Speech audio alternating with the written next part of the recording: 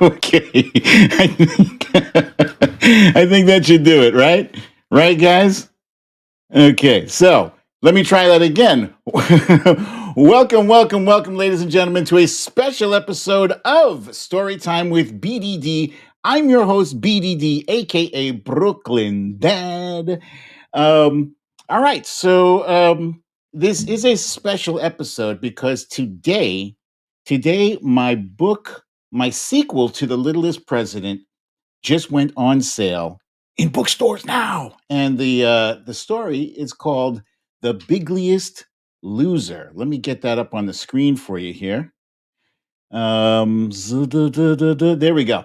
The Bigliest Loser. So let me just give you a very brief background before we get to the good stuff. The background is the name of this show is Storytime with BDD. 4 years ago, um, I produced a book called The Littlest President. And at the time I published it, it was March 21st, 2020. And March 21st, 2020, we didn't even know who our nominee was. We didn't even know yet. At the time, I'd just been laid off, and we were being subjected on a daily basis to, excuse me, to the Donald Trump COVID press briefings, which were like a whole bucket full of crazy. And rather than like a lot of us were sitting around like bitching about, how crazy his press briefings were, et cetera. So I was like, you know what? Let me put this thing together. Let me read a little bit from my book, and then we'll discuss politics. And that's what we did. And um, for whatever happened, whatever followed after that, I just kept on going. I had probably read that book over and over to you guys about a dozen times.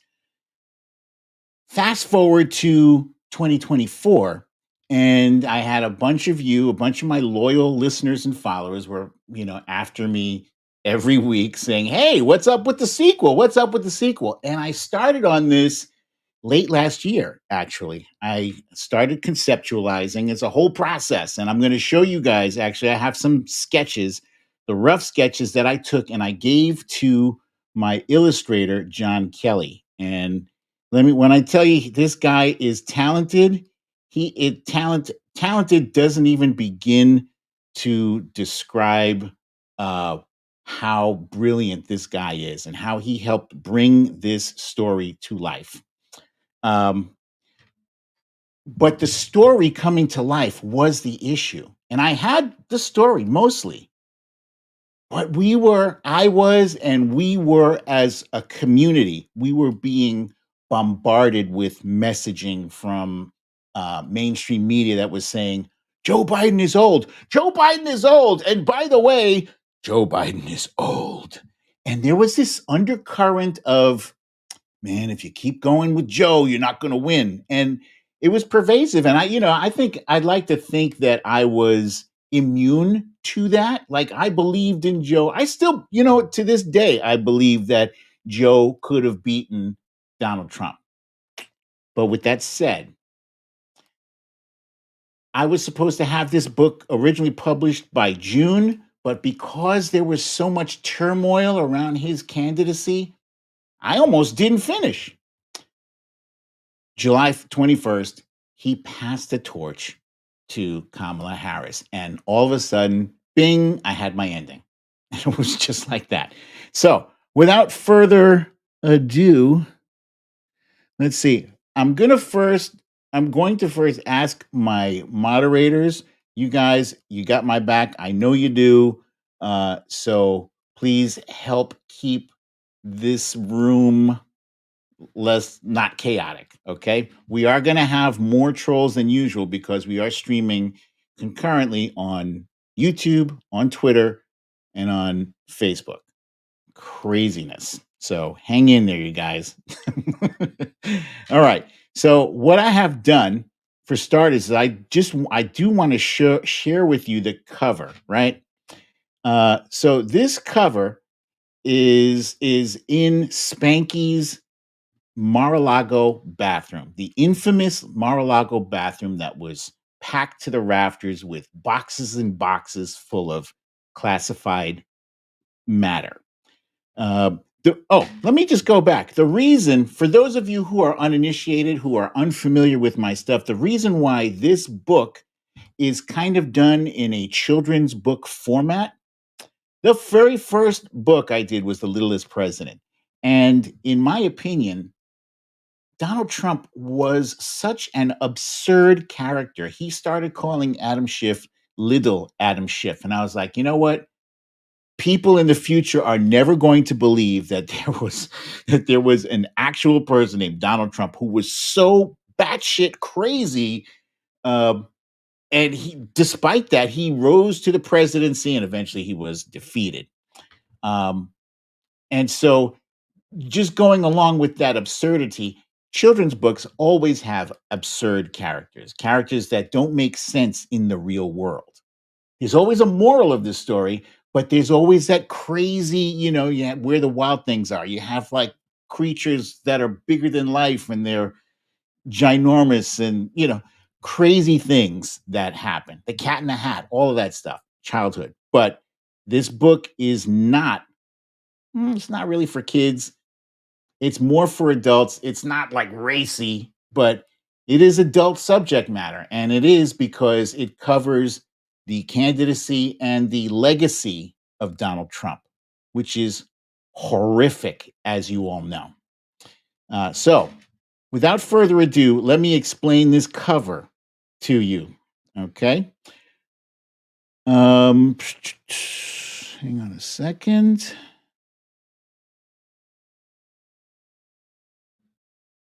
All right. The Bigliest Loser. Okay. So on the cover, we have on the far left, that is Officer Harry Dunn. Next to him is Stormy Daniels. Above her is Jack Smith, Special Counsel Jack Smith. Directly to her right is Joe Biden. Then there's Kamala Harris. Then there's Governor Tim Walz. Then there's Lauren Boebert. Then there's Marjorie Taylor Greene, which I told my illustrator, John Kelly, not General John Kelly, but illustrator John Kelly. I said, make her look like a cave person. Next to her is Rudy Giuliani with the ink streaming down his face. Next to him is the QAnon shaman. And right above him, sticking out of a box, is Melania. Okay. Oh, and then right below is Spanky McDumbass with his ever-long necktie, and bottles of ketchup. And this was the original sketch that I did, roughed out. And originally on the cover, the only difference is on the cover, originally we were supposed to have Clarence Thomas. He's on the far right. And instead of having Clarence Thomas, I replaced him with the QAnon shaman. But Clarence Thomas does appear in the book. Okay. Now this is the dedications page. I'm not going to read the whole thing, but I did something different because I wanted to dedicate this book to President Biden. Because you know what? I thought it took a lot for him to step aside. As far as presidents are concerned, they want to have a legacy. They want to be remembered, not to be a one-term president. They'd rather be a two-term president. And I'm sure he had a lot of things that he wanted to finish. But he put all that aside because there was the slightest notion that, you know what, you might not win. And do you want to be responsible for Donald Trump getting back into the White House? So he calculated that risk, and people say that he was forced out. I don't know. He was forced out. I think he was presented with possibilities. He always talks about possibilities, and he looked at the possibilities, and he's like, all right, I'm going to pass it on to Kamala Harris. Anyway, to President Biden, it is my sincere hope that history recognizes you as the selfless champion of democracy that you are. You stood tall and answered the call when your country needed you in 2020, as if you were born for that moment in time. You helped put America back together in a way that I truly believe no other president could. And then in 2024, you answered again. And this time was even more difficult. When given the choice between going for a second term or passing the torch to your vice president, you made a sacrifice few people could. And that is how we know you love America more than anything. I've always loved how you talk about getting knocked down and getting back up, because as a person who has struggled with addiction and relapse, my fair share of times I've had to get back up too. Your campaign was running on fumes in 2020, and you kept getting up off the mat, stayed positive, and saved America. We will always love you for that, Joe. I hope someone passes a copy of this to you and you have a great laugh. For me, that would be a BFD. And then there's another dedication to America, which I will let you guys read when you buy the book. And before I forget anything, if this is your first time here, please remember to hit the subscribe button as well as the like button. It helps the channel tremendously. All right. And this is the very first spread. This is one of the two pages one of the two spreads that is significant. This is the opening spread here. And I'll read the text. I know it's too small on the screen. This is Spanky McDumbass. Spanky McDumbass is sad. He used to be rich. He used to be a businessman. He used to be a TV star. He used to be the Liddle'est President. But now he's a convicted felon in jail. How did he get here? Let's go back. This is one of my favorite pages. I specifically, the very first thing I had in my mind was the full diaper. And I specifically wanted there to be green, smoky fumes coming out of it. And there's some shattered bottles of ketchup on the wall there. There's a lot of details. I like to put details, layers of details into my art here. And on the wall, there's some graffiti that he wrote. My crowds were bigger, and then it says Sleepy Mo, and that's crossed out. And under that, Mama Lacaris. So I slightly changed the names in here a bit because there's some weird technicality that my illustrator had told me about, that you have to get permission to use proper names and et cetera, et cetera. And who has time for that shit? So above that, there is a poster. And even the poster, it says time, but in real small print, it says not. So not time. It's his mugshot. And directly to the right of that, there is a picture of his daughter. Cindy Araya says, so weird watching Russian bots praising an orange rapist. Indeed, that is weird. Cindy Araya, thank you for commenting. And usually I like to bring more comments onto the screen as we go. I'll try, but I can't guarantee it because I do have somewhere that I gotta be in about a half hour. So try to keep this crisp. And here is my original sketch of that page. I have original sketches of all the pages. We're not going to do all of the pages of the book today, but I just wanted to show you how much better John Kelly's art is than mine. This is just like a conceptual thing. I told him to fill out the rest. This, by the way, was the spread from the first book, from The Liddle'est President. So slightly different treatment with him in the orange jumpsuit. Still has graffiti on the wall, still has some posters. The time poster is literally of him screaming at that moment. Okay. Um, Now we have the first page here, and I'll tell you why this page is so important to the overall book. In the beginning of 2020, right after he was impeached, America learned that a big threat was coming. It was a virus called COVID-19. Spanky knew it was coming. He knew it was a threat, but he said it was, quote unquote, like the flu. Spanky was a terrible president. So what we have on the screen here, we have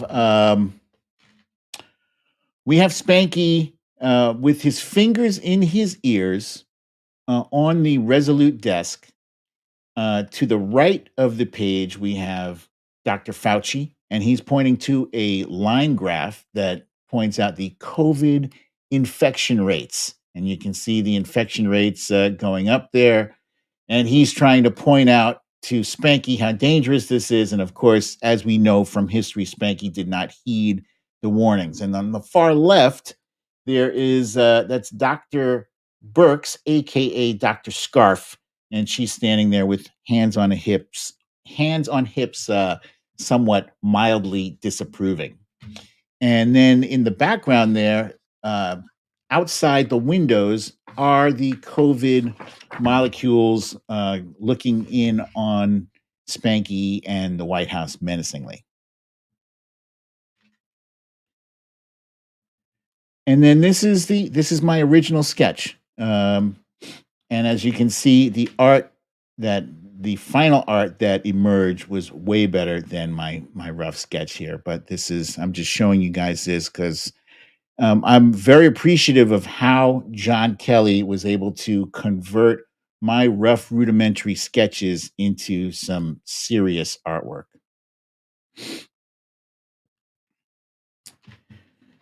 Here's the next page. But soon, everyone saw this was serious. The sports teams shut down, restaurants shut down, businesses everywhere shut down. But Spanky refused to tell the country to shut down to slow the spread of the disease. Spanky was really irresponsible. And there in the middle of the screen, you can see Spanky in that little red and yellow toy car that I don't know if you guys have seen that meme. There's a meme where he's smashed, he's crushed into one of those little toy cars, and he's saying, "I take no responsibility." On the buildings there, you can see the entrances are boarded up, they're closed because, and here's the important part of the book. The reason why the very first page covers COVID and the next several pages cover COVID is because people want to, and when I say people, I mean Trump supporters, right? They want to memory hole COVID. They want to absolve Donald Trump of blame for COVID. He deserves all of the blame, all of it. Yeah, I know it came from out of the country, but you know what?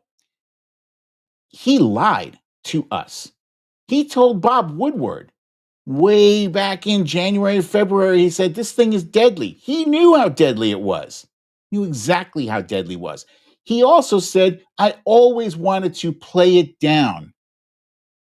Instead of giving Americans the choice of knowing exactly how serious this threat was, he downplayed it. He said, before you know it, it'll be gone. It'll be gone like the flu. It'll be gone in spring. It'll be gone by Easter. He lied, and people died. So, no, he doesn't deserve a pass on this. He doesn't deserve a pass on all the jobs that were lost. First of all the people that died. All the people that died. There were trucks, refrigerated trucks carrying bodies around, trucks converted into rolling morgues. There were families who couldn't say goodbye to their loved ones. That's on him. He put us in a hole. And as a result of putting us in that hole, people lost jobs, Businesses closed down. Our supply chain was broken. We didn't have toilet paper and a whole lot of other shit. There were food lines. There were people in cars. You might not remember this, but I do. There were people in cars lined up for miles for food. He's bragging about this economy he had. Sorry, you were president in 2020. You were president in 2020, and that economy wasn't so great. You bear responsibility. If you're running for president of the United States, then the buck stops with you. You're the guy at the top. That's how it works. That's how leadership works. If you don't want responsibility, then you don't take the job. So, yeah, I get heated about this because, again, memory holding COVID, nah, that's part of his record. That's part of his record. And I wanted to make sure I didn't get it in the first book because by the time I published it, I didn't even know because he lied to us, because he didn't tell us how serious this threat was. It's 15. Well, let me go to the next page. Oh, and this is my sketch, the original sketch. While the disease was busy spreading, Spanky was busy. He was busy golfing. He was busy having rallies. He was busy raising money for the election. He was busy suggesting that disinfectant might be the answer to COVID. The only thing Spanky was not busy doing was telling Americans the truth about COVID. So I kind of combined all of the things onto this one page where you have Spanky uh, doing a putt, and to the left of him there are several gallons of bleach. Behind him there are MAGA rally members, and that's basically that page is what it is. It is the truth. And it's as absurd as it is. That was part of the record of 2020. I remember he was still doing rallies and golfing while people were dying. People, you know what? I mean, people give President Biden shit for going to his house on the weekend. But I'll tell you something, right? Who doesn't want to be home on the weekend, right? And it's not like he's home while the equivalent of a 9/11 in deaths is happening every day. He's not doing that. Right? So you want to criticize President Biden about going home and not charging Secret Service to stay in his hotel because he doesn't have a hotel. But this is what Spanky did. Spanky charged Secret Service members money to stay in his hotels. So that shit went back in his pocket. Oh, give President Trump a break. He's not taking any salary. But he's making all that shit back with his grift. All right, let's continue. Here's my original sketch. Again, I prefer what John Kelly did than my own sketch. As the numbers of COVID cases rose, Spanky told them to slow the testing down. He was afraid numbers would make him look bad. He said, "You have 15 people, and the 15 within a couple of days is going to be down to close to zero." But 15 became 1,500, and then 15,000, and then 150,000. Spanky was bad at math. And so as you can see on the screen there's a picture of people in those containment suits carrying many, many crates, boxes, caskets of the dead.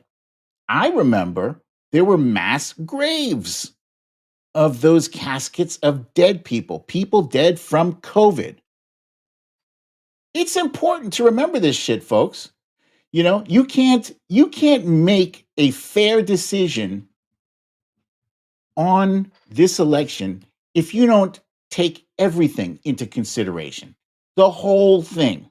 People want to hold President Biden accountable for the withdrawal from Afghanistan. He takes responsibility for that. He does. It's part of his presidency. And it's not pretty, but it happened. Same thing goes for COVID. And you want to cry about some 13 soldiers who lost their lives in Afghanistan's withdrawal? Great. Respect their deaths. Respect them. Absolutely. But then respect the hundreds of thousands of deaths that didn't have to happen, but happened because of his failure to lead. Zelda, my friend, thank you so much for the donation. Zelda is a super fan of the show. We love you and appreciate you so much. Thank you so much. Let me continue. Here's my sketch. Obviously, the final finished product, so much better. So much better. Then one day, a black man was murdered by a police officer. People all around the world were outraged. Peaceful protest marches popped up everywhere as Americans demanded justice and change. Spanky ordered police to attack the protesters with pepper spray and rubber bullets just so he could have a photo op. Spanky was a dirty fascist. Now, I wonder why this page rings so true right now. I wonder. Is it because in the past week, Donald Trump has made comments about using the military to go after American citizens? Folks, when he says things, believe it. That is exactly who he is. Oh, that's not what he meant. That is exactly what the fuck he meant. We saw it already.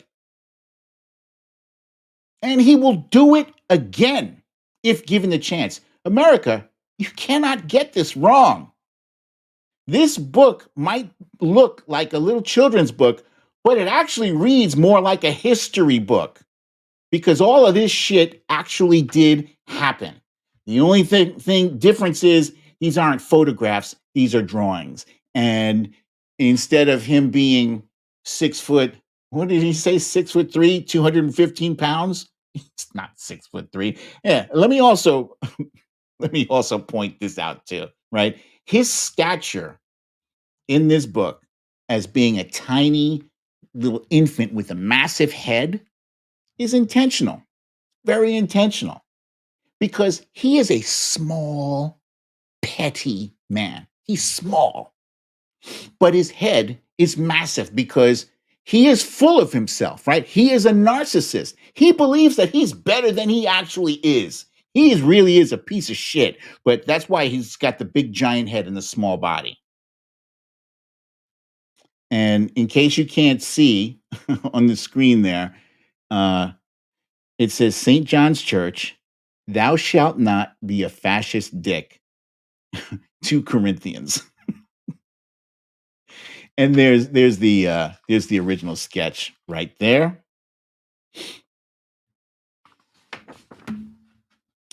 Spanky was afraid that he was going to lose. He told everyone, if I lose, it's rigged. He told them to vote twice if they had to. Vote twice. There's that voter fraud that he was looking for. He begged his supporters not to use mail-in ballots. This meant Spanky would get far fewer mail-in ballots. Spanky was a moron. This page is basically self-explanatory. You don't need any extra explanation for this page. Here's the original sketch right here. Oh, okay. So that is all I have to read for you guys here. I wanted to point out if you are interested in buying the book, it is available on Amazon.com.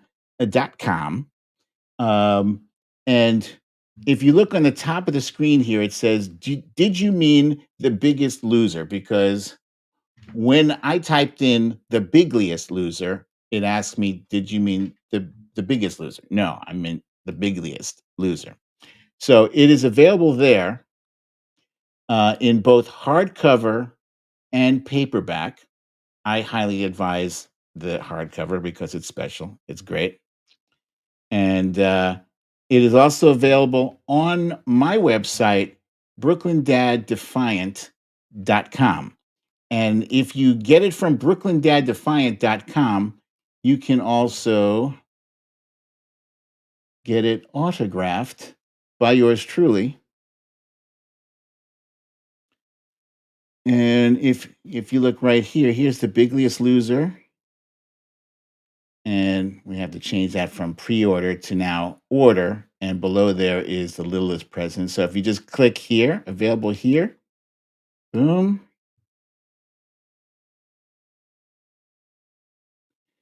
Okay, and here are all four versions. There's the Liddle'est President paperback, Liddle'est President hardcover, Bigliest Loser hardcover, Bigliest Loser paperback. And while we're here, I'll just point out here on the merch. I have a merch store. There's a Spanky. Let's make this bigger here. Okay, so there's a Spanky McDumbass coming to a prison near you soon. Oi, that's my dog Rain.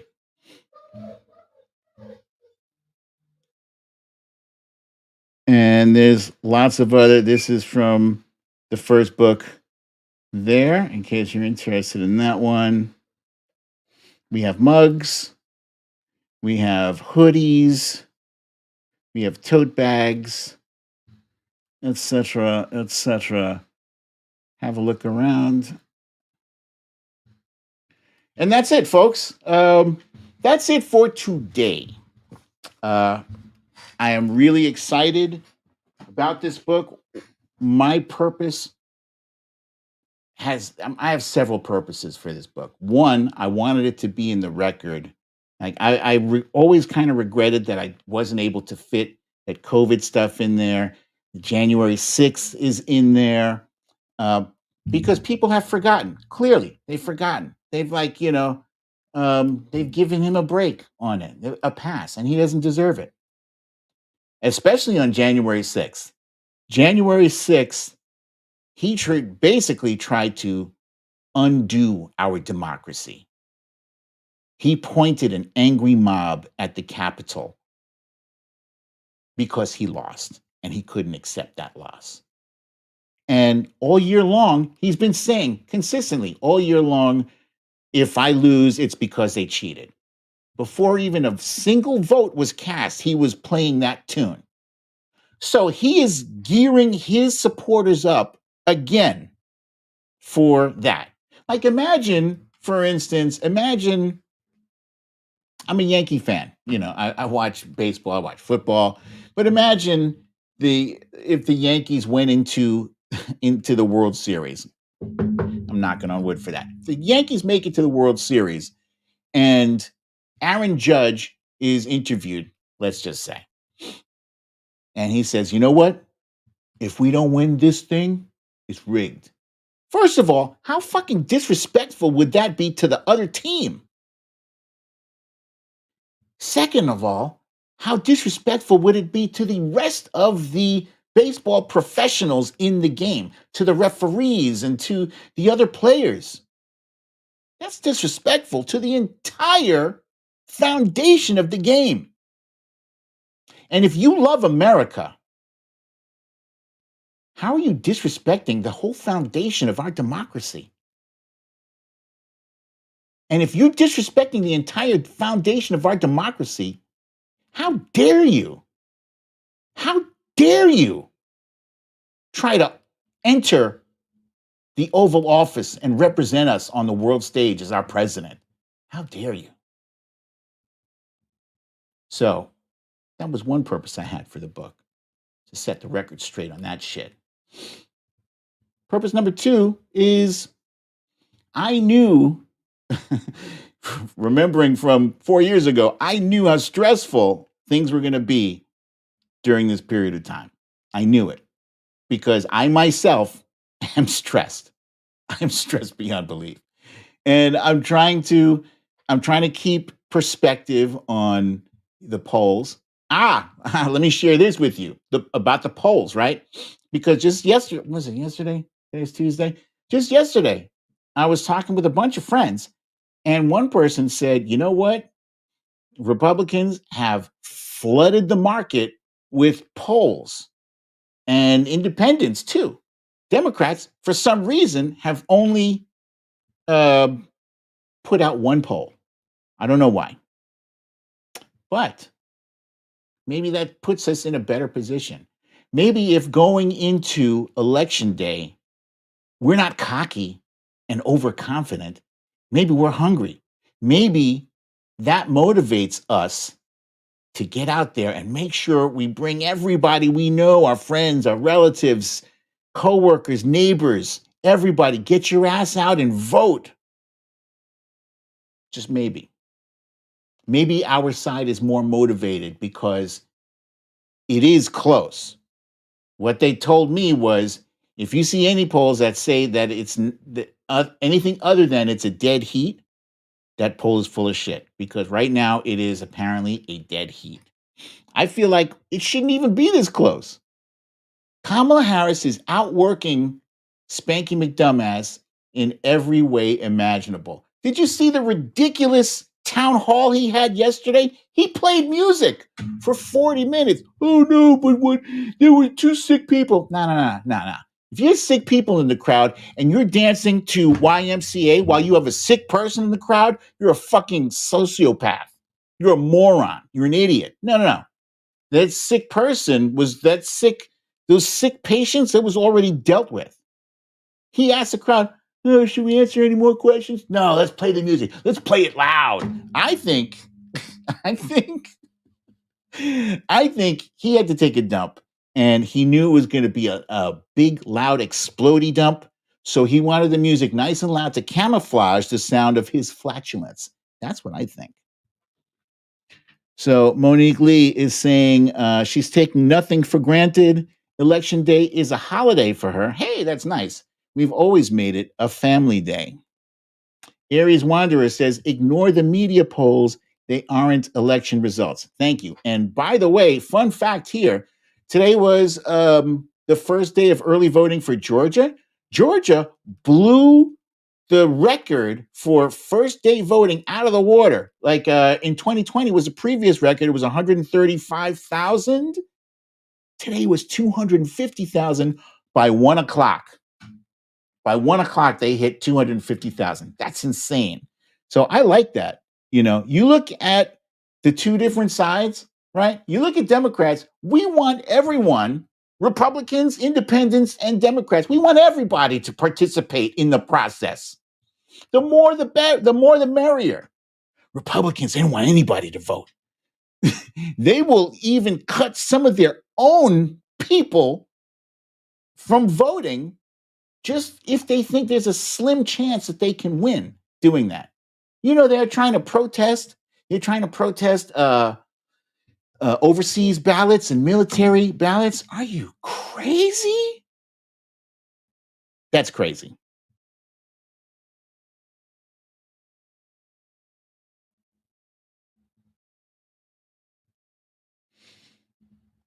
Let's see.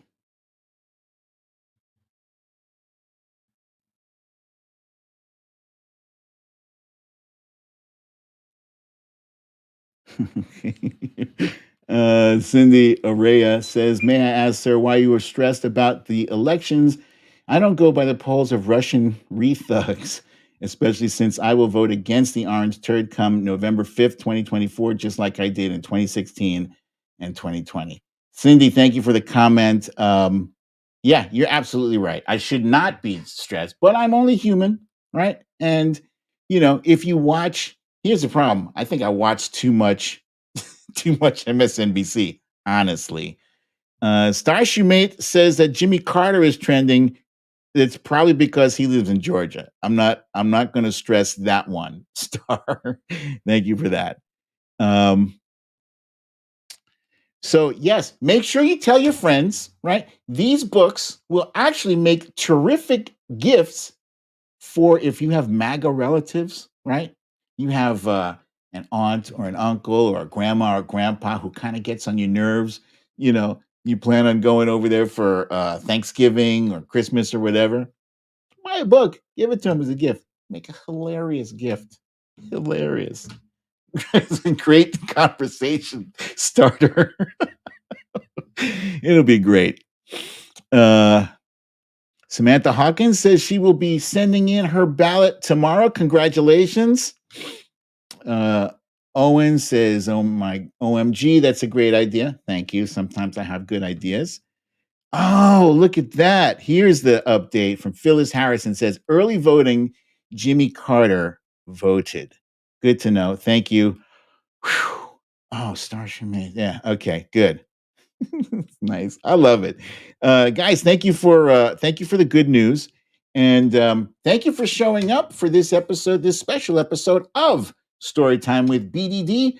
I'm your host, BDD, aka Brooklyn Dad. Um, I will be back here Friday to read some more from the book. So um, if you order the book today, you might have it in time to read along with me. I'll be doing these things, and it's kind of fun. Um, so yeah, once again, thank you for joining me. I look forward if they pull. Cindy C says if they pull 100 Dems and 100 reps, yeah, it's a tight race, but they have to find those 100 reps. Indeed, they do. Let's see.